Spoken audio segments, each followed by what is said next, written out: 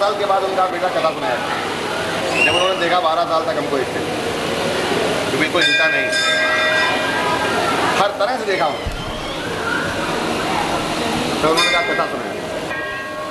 हमने कहा कि देखा सुनाया, बस वही निश्चित रूप से वही है, क्योंकि शब्द है, गुरु तो है नहीं, शरीर है उनका, वो चले गए, लेकिन वो शब्द छोड़ गए हमारे, वो हमारे जितने हमारे मन में हमारी बुद्धि में वो शब्द छोड़ गए। ये बेटा कथा वो है, उसी को मानना है, इसलिए सब हो रहा है।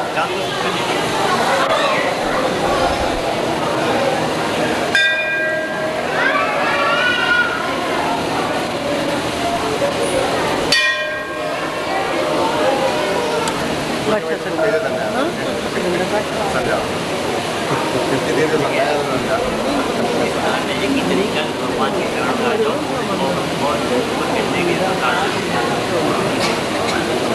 ट्रेन तो 7:45 पे ही है, 7:45 पे ही है हमारी ट्रेन, 7 पे ना है, हाँ 7:45 हो सकता है, बस नहीं बढ़िया कथा हो गई, पूरा हो गया, बढ़िया।